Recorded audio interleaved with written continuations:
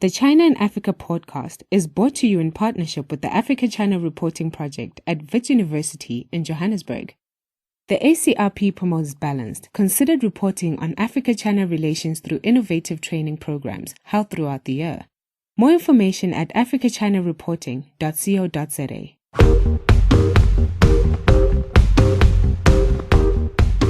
Hello and welcome to another edition of the China in Africa podcast. I'm Eric Olander, and as always, I'm joined by Cobus van Staden, the senior China-Africa researcher at the South African Institute of International Affairs in Johannesburg, South Africa.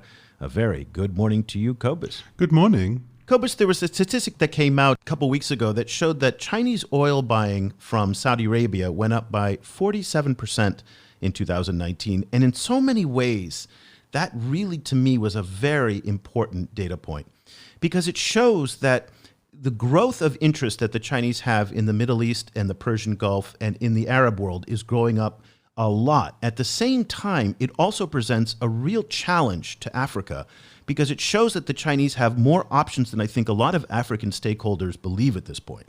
Africa, in many ways, feels indispensable to the Chinese, and I actually believe that Africa is becoming increasingly dispensable to the Chinese. So, for example, the Chinese largely buy three categories of products from Africa: oil, timber, and minerals. The vast majority of that they can now buy from a lot of other parts of the world. And what we're seeing is they're starting to do that. And the engagement in particular is going up in North Africa, in the Middle East, in the Persian Gulf, and that's going to be our topic of discussion today. We're also seeing that the Mediterranean itself is increasingly important to China and increasingly complicated for China. So obviously the Mediterranean has a lot of extremely valuable shipping facilities. It's close to Europe. There's a lot of commercial calculations going into it, but politically the Mediterranean is extremely complex. And in a lot of ways, China has relatively little experience in dealing with those complexities. Today we have two of the most interesting, fascinating people in this space. Dr. Andrea Giselli, who's a researcher at the School of International Relations and Public Affairs at Fudan University in Shanghai. He's also the project manager at the ChinaMed Project, which is the China Mediterranean Project. And he's a specialist in following Chinese foreign policy and Middle East relations. A very good afternoon to you, Andrea. So happy we finally had you on the show. Same. Hello, everyone. Thank you for having me. And then we're also thrilled to have on the line Mohammed Al-Sadari, who is the head of Asian Studies at the King Faisal Center for Research and Islamic Studies based in Riyadh. But he's also working on a postdoc at the Institute of Humanities and Social Sciences at the University of Hong Kong, where he's doing research on religion and the Belt and Road. Mohammed, thank you so much for joining us today from Hong Kong. We really appreciate it. Yeah, thank you so much for having me. This is very exciting to have both of you guys on because there's a lot of questions that we've had in looking at China's growing presence in North Africa, the Mediterranean, the Middle East, and the Gulf. There isn't a word to kind of bring all of those together, but so I'll have to figure out the way to characterize it without putting that list there every single time.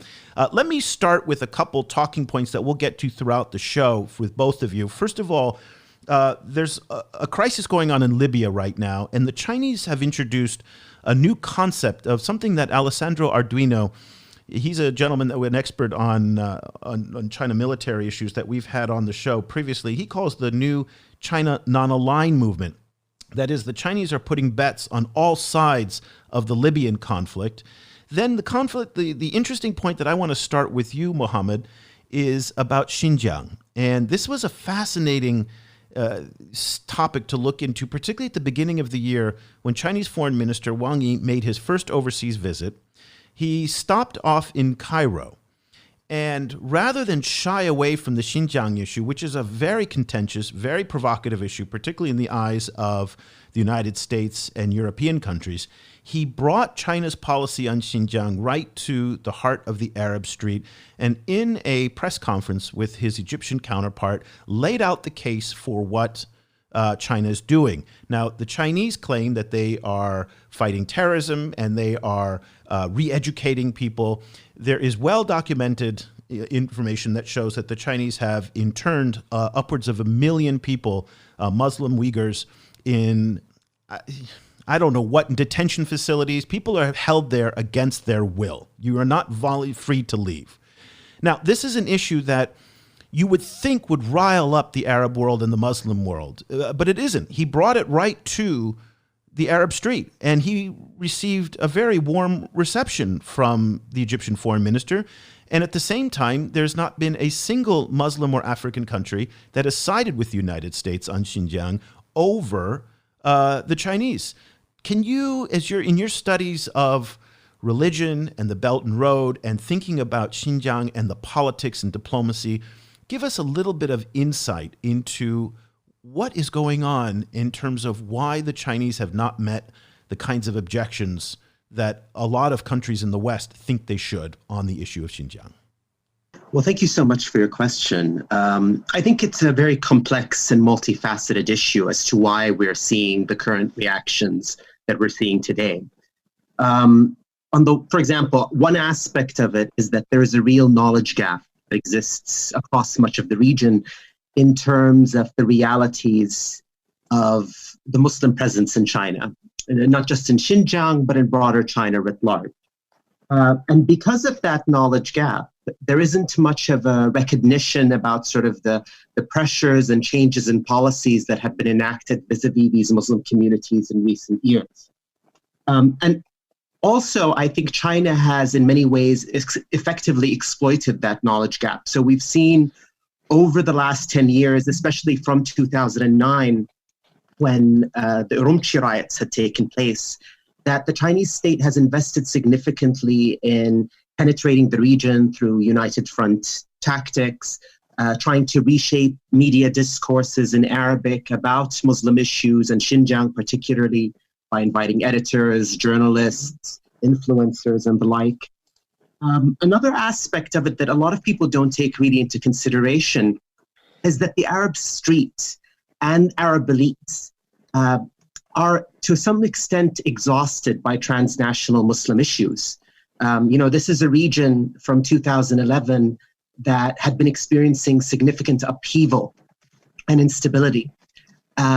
And so there isn't much of, let's say, an emotional capacity to really respond to what's happening in Xinjiang. And another aspect to that is that people have become extremely doubtful about these narratives of Muslim suppression in Xinjiang. So you see, for example, how the issue is actually sort of debated through ideological alignments of the region. So, for instance, people who are highly suspicious of political Islam, which typifies really a lot of the elites now in places like the United Arab Emirates, Saudi Arabia, or Egypt, they see calls for sympathy and solidarity with Xinjiang Muslims as something that betrays Islamist tendencies and is part of the narratives of the Muslim Brotherhood, supported by Turkey as a way to undermine Sino-Arab relations. And it's also, you can see actually that there is some truth to these claims insofar as that we find, for example, Islamist outlets in Arabic that do align with the Muslim Brotherhood as using this issue as a way to attack the positions of these Arab states, right, as part of a broader ideological war unfolding in the region. I think, there's a lot of complexity to the issue, and it's not simply a question of Arab states selling out to China because of economic incentives and whatnot. The region itself has its own set of problems, and they interpret Xinjiang through that prism. And how would you say they see the relationship with China itself, in the sense of, is there a feeling that China is a large power that needs to be placated? Is there still a relative low level of capability in relation to China, as we see with many African leaders, or do you see a kind of leadership that is informed and relatively canny in terms of how they deal with China? I think in some respects, the strong momentum towards developing and deepening ties with China is also a reflection of the current geopolitical moment, which also probably explains the stances adopted by Arab elites vis-a-vis Xinjiang, which is currently they face very difficult relations, not just with the United States, but also with the various European states. And this really limits their options at this current juncture. And so China gets an added importance in terms of their overall foreign policies. Andrea, let me get your take on Xinjiang before we go on to some other topics. I have this idea that it is the Jay-Z rule of foreign policy. I've got 99 problems and Xinjiang ain't one. And so when we look at the countries, in the area that you follow around the Mediterranean, and when the Chinese come and they say, listen, stay away from 4THKXJ. So we say we have no strings attached. We actually do have strings attached. And we have the 4Ts. The 4Ts are Taiwan, Tibet, Tiananmen, and the party.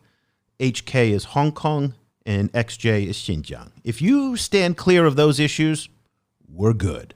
There's no problems with the Chinese. The moment you start butting your nose into those issues, we're going to pull our money. We're going to shut you down. We're going to isolate you as much as you can. And the Chinese don't do what the Americans do. When the Americans get into a tussle with a country, they will compartmentalize that tussle. So it'll be, military to military or political to political, but it won't shut down the cultural relationship. It won't shut down trade. It won't shut down a lot of things. But as we've seen in the places where China gets into tussles, say it's Sweden or Norway or any other number of countries that do challenge China on 4THKXJ, it's an all-encompassing shutdown. And what that means then, if you're a country along the Mediterranean, whether it's in North Africa or Italy in the case that's now a Belt and Road country, that is really not a fight you want to pick with the Chinese because you don't have a domestic constituency that is really pressuring you. So why pick the fight? Give us a little bit of take on the Xinjiang issue as you see it from the Mediterranean, the broader picture in North Africa, and maybe even Southern Europe. It's a bit a complicated issue in the sense that my impression is that through the work that we do at the ChinaMed Project, so we monitor the Chinese debate on the Mediterranean region and basically how countries in the region kind of talk and write at least about China's role there. We see that actually Xinjiang, of course, Mohammed is very right to talk about the complex relation between, let's say, the Gulf, China and Xinjiang in this sense. But I think as you move westward, you see this issue becoming less and less important, at least in the debate, in the narrative, I would say. Honestly, over the last few years, since we have been monitoring the debate in North Africa about how China is perceived there, we really found very, very few, articles in North African media talking about that. So, of course, it's difficult to say how much that reflects the actual situation of what people think, especially in a media environment that is not exactly transparent or free.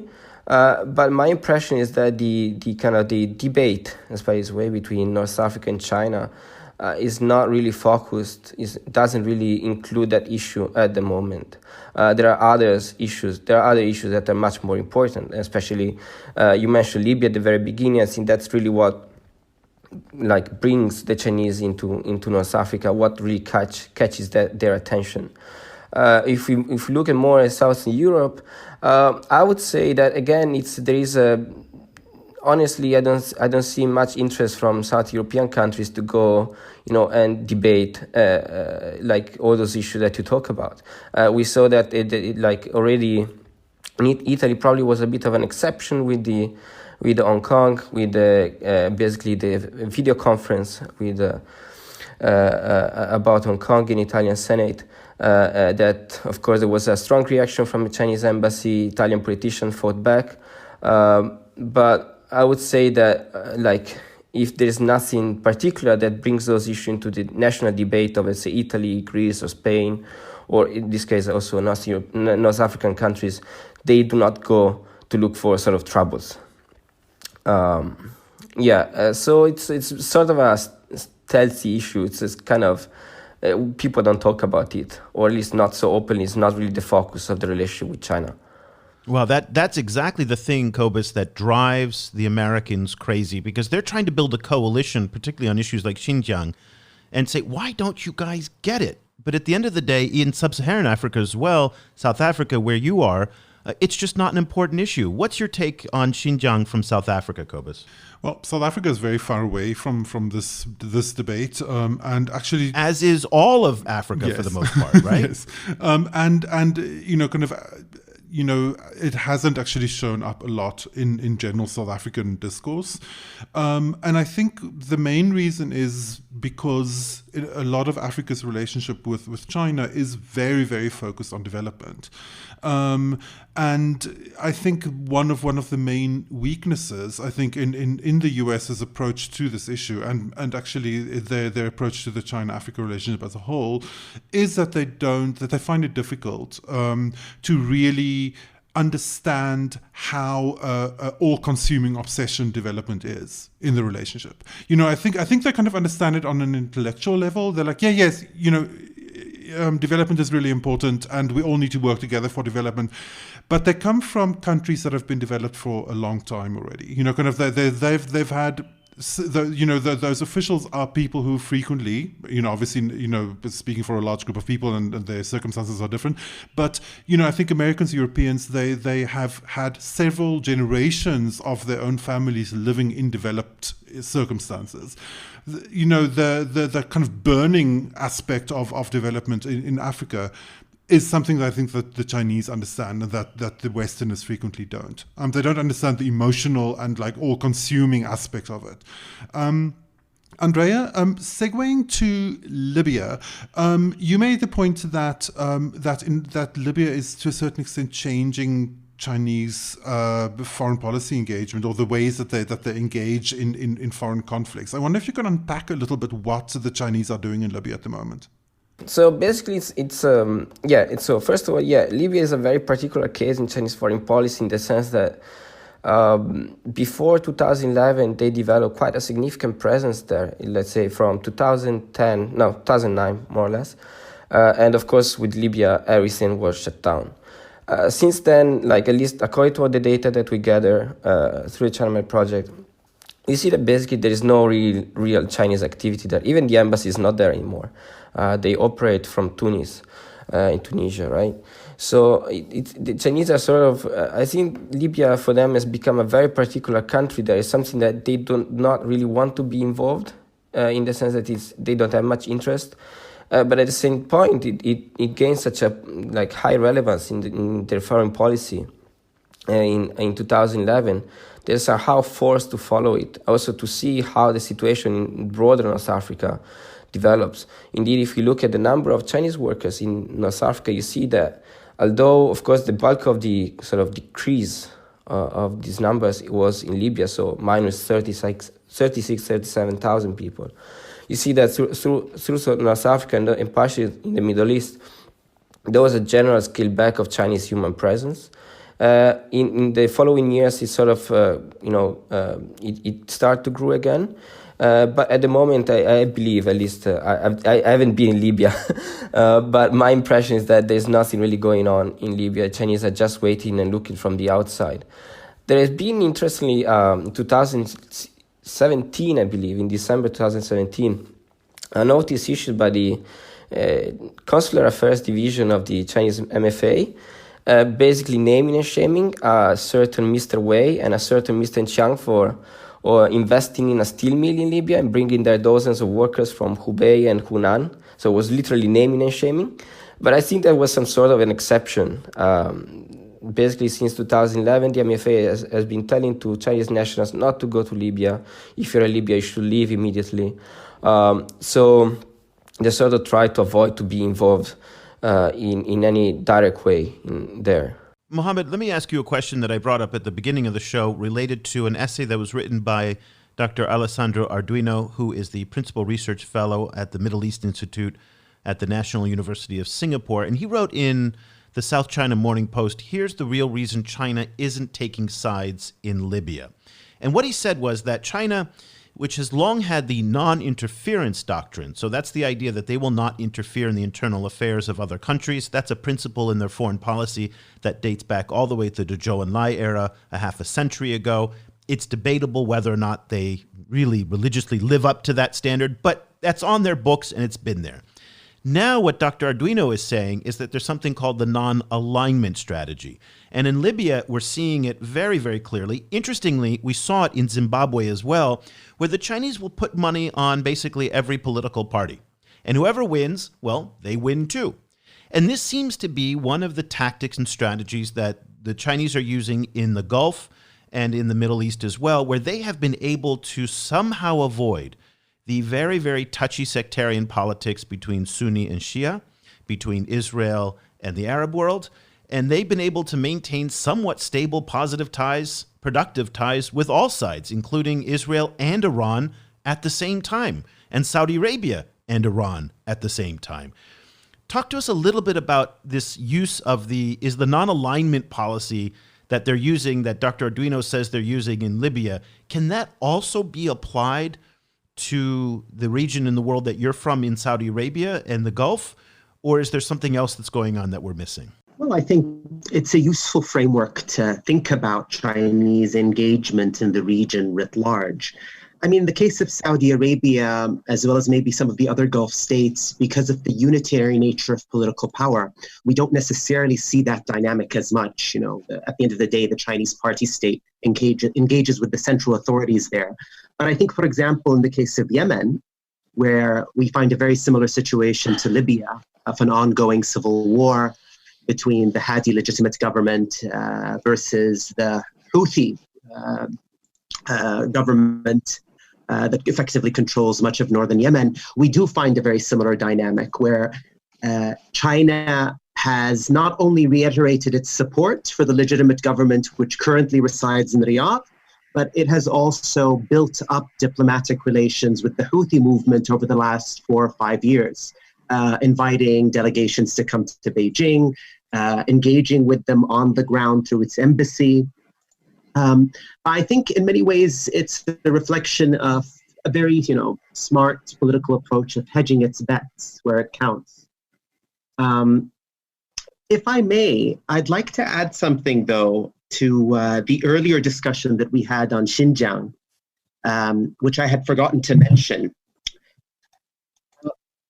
I think, when we talk about why there is a lack of public reactions to these particular issues, we have to also take into account that we live in an era where a lot of the narratives and news that circulates about these issues is now thought of in terms of fake news. And so there is a considerable degree of skepticism among Arab publics that consume social media news, particularly of issues related to Xinjiang. I'd like to give 2 examples, actually, that came out this week that sort of reflect this high degree of skepticism. And interestingly enough, these 2 examples are connected to the coronavirus epidemic. So a few days ago, actually, on WhatsApp, as well as on Twitter and other media outlets, there were these 2 videos that were circulating widely. The first video was a clip of President Xi Jinping's visit to a mosque in Ningxia back from 2016. And he was accompanied by the head of the Islamic Association of China, Yang Faming, sort of doing a tour, going inside the mosque, etc.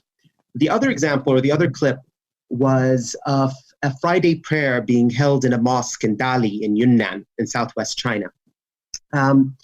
And what happened is that these videos were circulating in Arab social media as part of a narrative in which apparently China, after having suppressed Islam for the past few years, was now reopening the mosques and appealing to the Muslim communities there to pray to God to essentially cleanse China of the epidemic. And what happened was that actually several outlets in the Gulf, some of which are semi-governmental, had come out and debunked these videos. And there was actually an interesting debate that took place on editorials and newspapers where essentially these videos were given as examples as to why people need to be wary about news pertaining to Xinjiang. that it was all part of the fabrications that were being concocted in order to undermine strategic relations and to sort of exploit people's emotional feelings about these issues. It's very, very interesting. Kind of as you mentioned at the top, that a lot of your research relates to narrative. And the issue of fake news is obviously part of that. In a slightly wider sense, I was wondering how you see the narrative of the Belt and Road playing in kind of in the MENA region. Obviously, in a lot of ways, the Belt and Road Initiative is almost all narrative. Kind of it's a lot of disparate projects kind of like woven together by narrative. And do you see that narrative having any kind of traction or like imaginary power kind of in the MENA region? Yes, for sure. I mean, certainly in the case of the Gulf, for instance, a lot of the national development projects, Oman 2040, Saudi 2030, Kuwait 2035, I think, it's all years. All of them have been discursively linked with the Belt and Road Initiative. And essentially, China's entry, Chinese capital, and Chinese economic dynamism is sort of imagined as the main solution to the dilemmas a lot of these Gulf states are facing, which is essentially how do they transform their rentierist political economies that are highly dependent on oil revenues with over-bloated public sectors into dynamic, sustainable economies, right? And you can already see that a lot of officials in relation to this discourse and imaginaries about the Belt and Road Initiative now invoke a lot of sort of these imagined successful Chinese models, right? So Shenzhen is invoked as one type of city that they would like to replicate in the context of a lot of the developmental projects they're pursuing, whether it's, for example, the high-tech Neom city that Saudi Arabia is seeking to establish in the northwest, or Silk City in Kuwait, and so forth. But what's interesting, actually, and again, this sort of goes back to the older point about sort of that there is a persistent knowledge gap about not just the realities of Islam in China, but also just simply how China functions politically, is that certain elites in the region are also talking about the need to replicate a so-called China model in terms of pursuing their own modernization and enacting successfully these economic reforms. But what's interesting is that they sort of seek to replicate an imagined centralized model of China right now, as opposed to, say, the political configurations that existed back in the 1980s in the context of the Gaiga Kaifang. So yeah, the Belt Road Initiative has penetrated the discourse of the region significantly, and also in other places beyond the Gulf. I think Andrea and I had also written a paper on Syria, and I think he could expand a bit on that in terms of also where the Belt and Road fits into it. Yeah, so Andrea, let's take this up into your corner of the world, including Syria as well as the Mediterranean, and picking up on what Mohammed was talking about in terms of the narrative and whether or not it's gaining the traction in the Mediterranean and places like Syria that it is in the Gulf and the Mideast.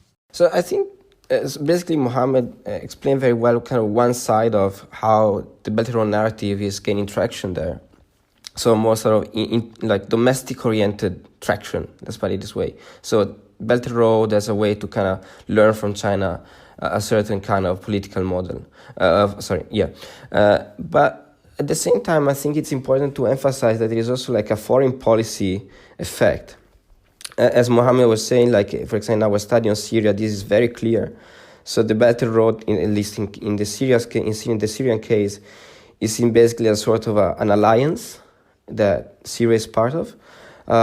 So in a way, sort of, the Syrians reinterpreted the Belt and Road in a way that fits better with their goals. In a way, we see the same also in North Africa, something similar that's happening. So, for example, a lot of countries, for example, Egypt is the first one that comes to my mind.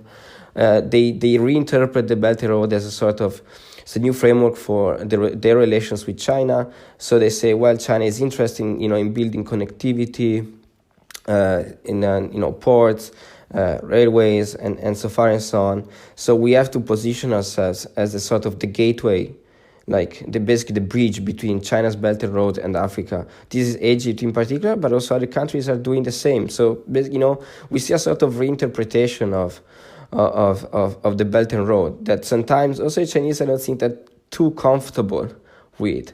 Well, of course, in the case of this, a sort of more sort of infrastructure-centered reinterpretations, like in the case of Egypt, of other countries that say, we should invest in our ports, for example, so this way we can be the gate for Chinese goods to Africa. And this is something that I'm sure the Chinese are very happy with. But at the same time, for example, in the case of Syria, I'm not that sure that there is the same level of enthusiasm on the Chinese side to have their narrative somehow hijacked. In a way that serves better the goals of in the case of Syria.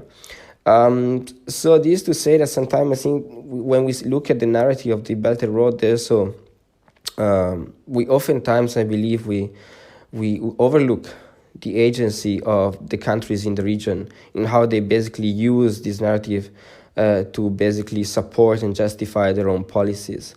I believe, again, in the case of Syria, we see often the idea of Belt and Road. It's connected to the idea of this axis of resistance, where so basically there is Syria, Iran, for example, they're part of this axis of resistance against Western powers, and somehow China is backing that, which I don't think Chinese policymakers have any intention to do that in such a strong way, at least.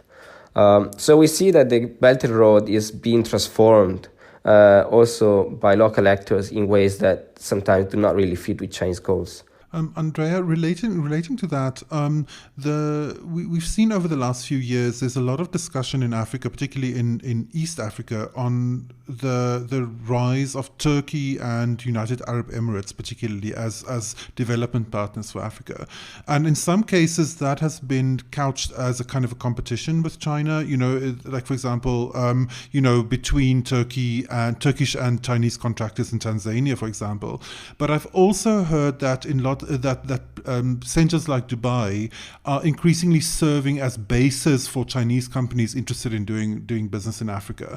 What is your assessment of the level of competition and or cooperation between rising powers like Turkey and the UAE and China in Africa? I believe that at the economic level there is certainly a growing competition among them. Even though this is something that, at least on the Chinese side, is always sort of de-emphasized, they tend to sort of ignore this issue in their debate. So, for example, when with the problem in Djibouti between DP World and China Merchants Group, this is something that I expect to pop up many times in the Chinese debate, but it's nowhere to find. So I believe that this is the sort of economic aspect of this eventually, like this sort of rising competition between China, the UAE, and Turkey, at least on the Chinese side, tend to be officially at least overlooked. And I think this is more about sort of the diplomatic priorities of China in the region. They don't want to have any problem neither with Turkey, of course, because of Xinjiang, neither with the UAE because of the Emirates' influence in the region and Africa. However, I would say that sometimes these issues come up, but not diplomatic problems in the region between China and the countries that you mentioned. They do come up, but usually for non-economic reasons. For example, right now I was reading to the comments made by Chinese analysts and scholars on Turkey's decision to intervene in Libya. They're highly critical of that. So I believe that for the moment, if we're gonna see some sort of clash, or in a case disagreement between China and these countries, is gonna be about regional stability mostly, rather than economic, let's say, only quote unquote economic competition. So I think it's still a sort of a side issue. It's not really the core of China's approach to the region. And I think this is part of the broad sort of change of China's policy toward the MENA region, in the sense it used to be mostly about business, but now we see that it's mostly about stability. And it means that stability is more important than anything else. And I think this applies to both how China relates to the government of host countries, but also relates to how China, but it's also about how China relates to other countries in the region. As long as you do not create troubles, your action do not increase instability, it's fine. Business problems can be dealt at a lower level. But as soon as your action, do not help to the peaceful resolution, as they say, to finding a political solution to crisis, then it's an issue. Although I think China is still trying to figure out exactly how, to enforce in a way to make sure that its preferences are fully taken into account by other countries. Mohammed, since our time is running short, I want to make sure that we address the coronavirus story, because in continental Africa, this is probably the dominant story that has a potential to reshape part of the China-Africa narrative in many ways. The concern, obviously, at this stage of the game, and when we're recording this, there has been no confirmed case of coronavirus that has made it to Africa. By the time that this show is published, that may have changed. In the Middle East and the Gulf, similar preparations are underway as well to protect themselves against a viral outbreak. What impact do you think the coronavirus crisis is going to have on China's narrative in these parts of the world? Already, before we, of course, talk or address the narrative issue, I think there is already a felt economic impact arising from this epidemic. In the sense that, for instance, a few of the Gulf states, most notably Kuwait, have moved ahead and have imposed entry barriers for citizens as well as residents of China and Hong Kong. And I think similar measures are going to be enacted across the board in many parts of the Gulf. And there has also been a significant recall of citizens. In the case of Saudi Arabia, the community of Saudi students in Wuhan, as well as in other cities. And as far as I know, a total withdrawal of Saudi citizens in Hong Kong. So I'm probably one of the last few here. And of course, there are sort of short and medium term ramifications for it in terms of energy demand, in terms of just simply the traditional economic elements that shape or characterize relations between the Gulf and China. What's interesting in terms of public narratives about it is that you see, like in the case of elsewhere, there is sort of a latent xenophobia that is surfacing and coming to the fore, where, a lot of people are sharing fake news articles as well as videos related to Chinese eating habits, to Chinese cultural practices that have given rise to this epidemic. And there is, of course, a lot of sort of, unfortunately, very racist and very problematic discourses that are circulating as a result. And you do hear, and maybe this is a reflection of a residual sentiment about what's happening in Xinjiang, for example, is you do hear this particular narrative that what's happening there is a result of the persecution of Chinese Muslims, that the epidemic was divine punishment for this. And so you can see how, for example, that also connects to some of the examples I had mentioned earlier with regards to the videos of supposedly China re-engaging its Muslim community and lifting the restrictions as a way to address this divine punishment. But yeah, it's interesting on so many different levels. And I think another interesting aspect in terms of narratives is what the states are doing right now.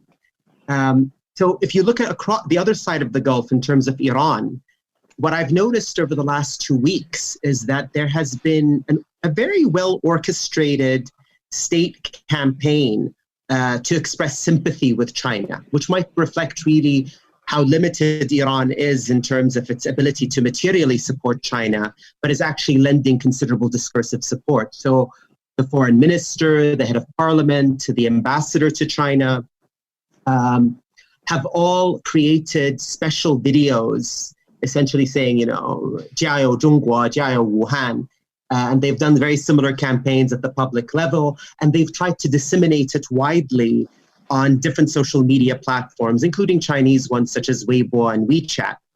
And what's happening is that some governments in the Gulf are also reproducing this, probably as a way to conceal sort of the measures that they're enacting to withdraw citizens and the like, and also as a way to express political support to the Chinese state that wants this type of global expressions of support for it at this time in facing the epidemic. And would it make sense to see that in the context of the recent tensions between Iran and the US as well? Oh, yes, for sure. I mean, this is why I find it so interesting, because to me, it doesn't strike me as a grassroots campaign when you have a very consistent messaging, when you have, especially for the public messages, where you have, series of Beijing normal Iranian citizens issuing the same message. To me, this suggests that it's a state-led campaign, right? And it's an attempt to sort of present or offer a narrative of Iran as standing with China at this time of crisis. Andrea, let's wrap up our discussion with a coronavirus kind of take and how you think it will impact the regions that you cover in the Mediterranean. Again, I think it's a bit too early exactly to understand what will happen, but I believe the reaction both on the public opinion side and on the kind of state side is going to be quite similar to what we are already seeing in the Gulf. As if we move a bit kind of northward to Southern Europe, I think there is a bit of kind of hysteria in this case. I think countries are still trying to figure out exactly how to balance so strong or want to be stronger trade relations with China and at the same time public opinion that at least I can say in Italy people are kind of a bit really scared I believe for something that they should not be scared of. So I think, of course, it's not as political as Mohammed was saying between, let's say, in the case of Iran, there's not so much at stake. But still, there's something at stake. And for example, between Italy and China, Italy decided to stop direct flights. Chinese government was not really happy about that. And now, it's very difficult to understand what will happen. I think it will take some time also. I think every government in the region is trying to understand exactly what is the scope of the threat in terms of virus, but also they don't want to exaggerate the reaction. They don't want to further politicize it, and I believe also on the Chinese side, China doesn't want this to become another, one of those issues that Eric mentioned at the beginning, that people cannot talk about or they must be very careful to talk about. I think both sides don't want it to be political, but it's very difficult not to make it given the attention of public opinion. Dr. Andrea Giselli is a researcher at the School of International Relations and Public Affairs at Fudan University in Shanghai. He's also the project manager at the ChinaMed Project. Andrea, before we go, quickly tell us a little bit about the ChinaMed Project, because I think it might be new to a lot of our listeners, but they will probably be very, very interested to see the kind of work and join some of the mailing lists and subscriptions that you guys offer. Sure. So the ChinaMed Project was launched in 2011 by the Center for Mediterranean Area Studies of Peking University, together with the Torino World Affairs Institute, which is part of the To China Hub, which itself is a consortium of other institutions, including the University of Torino and the ESP. Basically, what we do is we collect data and we monitor the relationship between China, North Africa, the Middle East, and Southern Europe.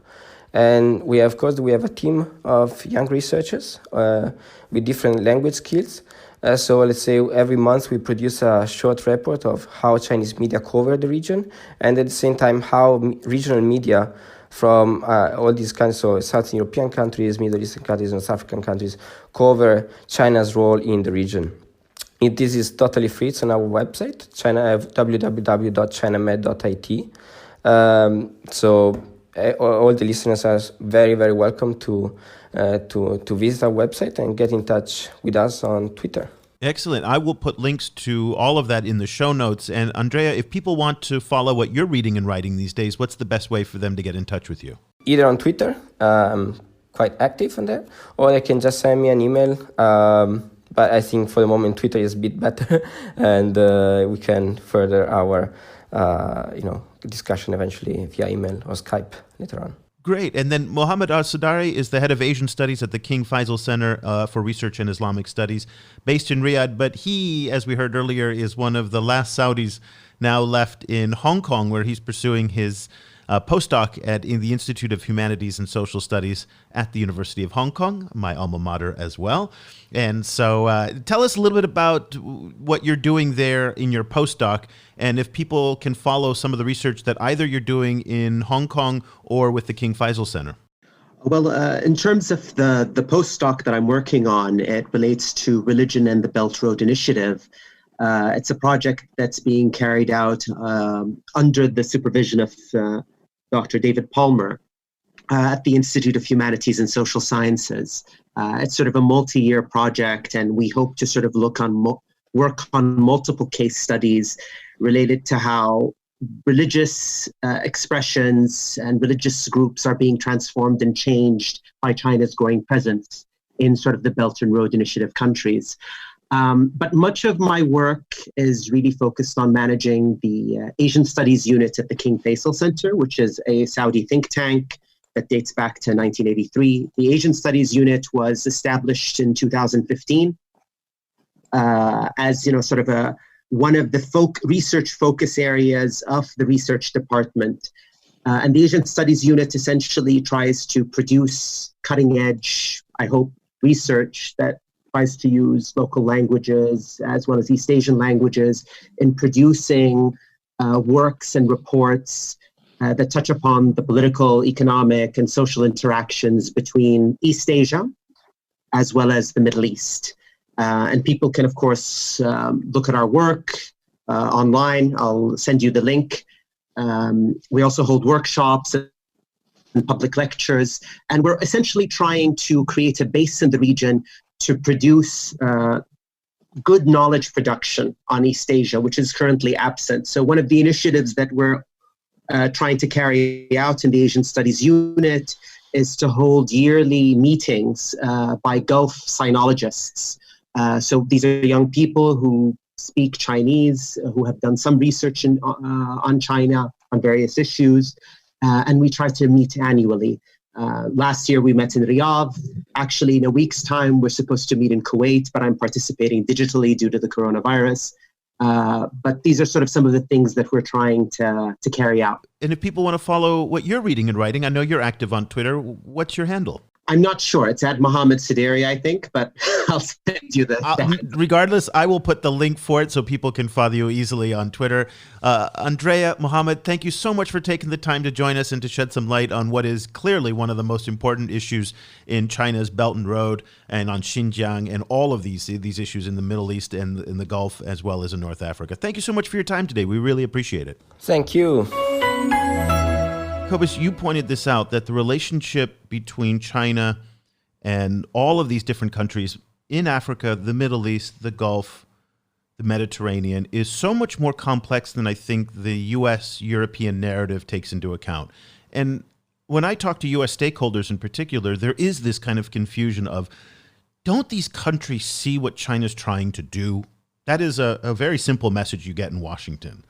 Don't they see that they're abusing Muslims and locking them up and doing terrible things? Don't they see that Huawei, and it's all these don't they sees? And I think to your point that it is development is the driving priority. Yes, they see it, but what Mohammed said is it's just not important to them. This just doesn't rise to the top 5 issues that they're willing to put their relationship at stake with China.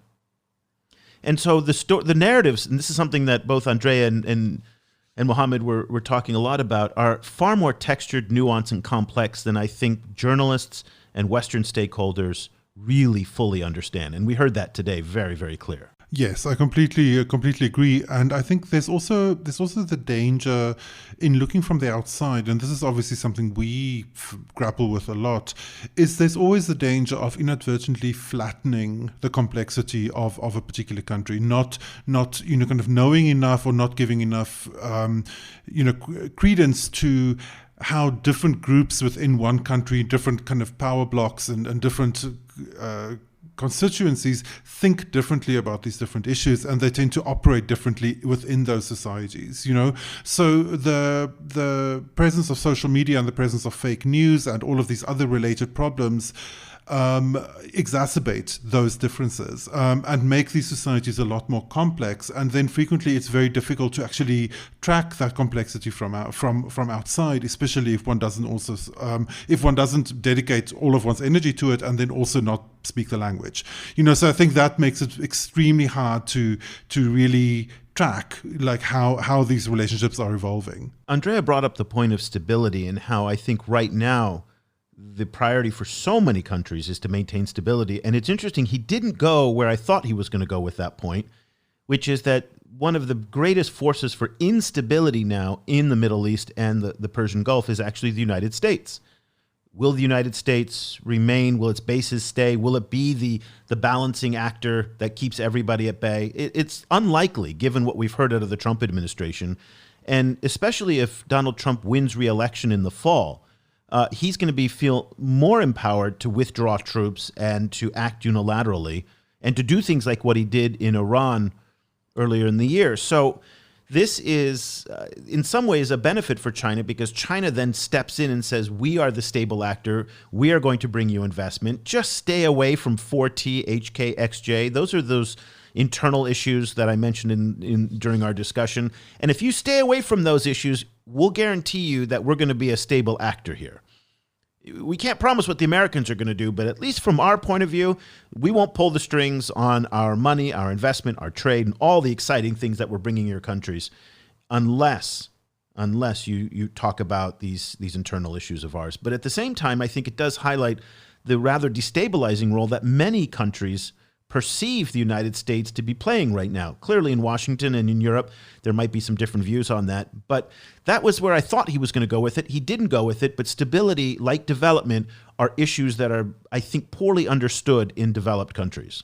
But that also raises the interesting question of there's very clear lines for what, what these Middle Eastern and North African countries should stay away from in relation to China. There's less of a clear kind of list of what China should stay away from in relation to these countries.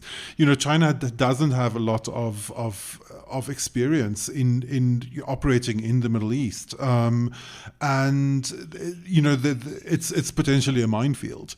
So it could be really interesting. The more the engagement between the two grows, like what kind of faux pas are gonna crop up? What kind of diplomatic mistakes China is gonna make in this region.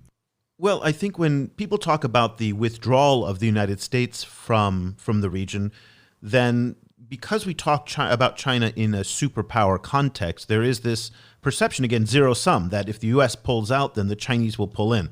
I don't actually see the Chinese doing that. I think the Chinese are going to keep their interests much more targeted, much more narrow. They're not going to do things for the common good the way that the United States did, such as protecting shipping lanes in the Straits of Hormuz. That will not be, I think, what the Chinese do. They may be part of a multinational force that does that, but you will not see the PLA Navy on its own enforcing sanctions the way that the U.S. Navy is doing in the Straits of Hormuz, for example. So in that sense, this not zero-sum theme that we've been hearing quite a bit in our discussions about Chinese engagement, whether it's in Nigeria, Kenya, or the Middle East, certainly applies to how I think the Chinese will do it. So in some ways, that will help them avoid a lot of the faux pas because they're not going to be in the nation-building business. They're not going to be working with the Palestinians to try and build a Palestinian state, which, of course, the Americans don't do anymore. They're not going to be picking capitals between Jerusalem and Tel Aviv. That level of detail, I just think they're going to avoid. So it might be easier for them to kind of ride above. To be honest with you, I am surprised that Arab social media and Muslim social media around the world has not taken rally to the Xinjiang issue.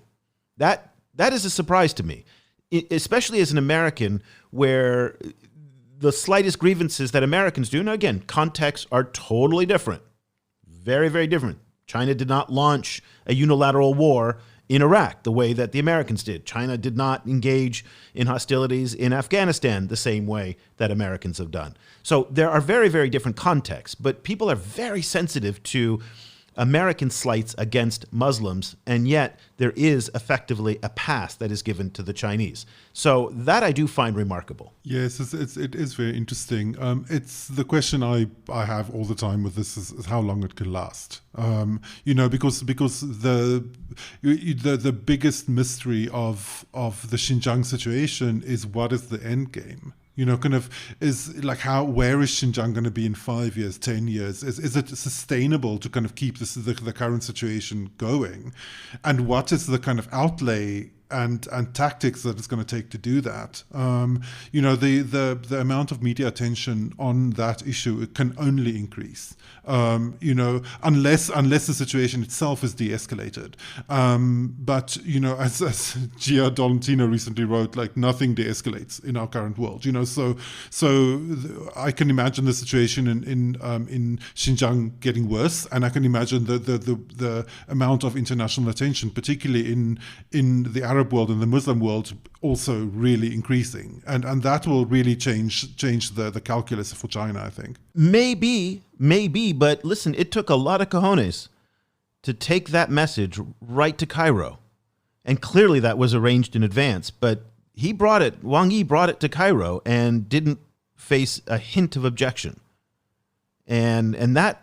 So you're right. It may be one day, but that day is not going to happen anytime soon, it looks like. At least in 2020, because there is a lot of support for China in the world, in the Arab world.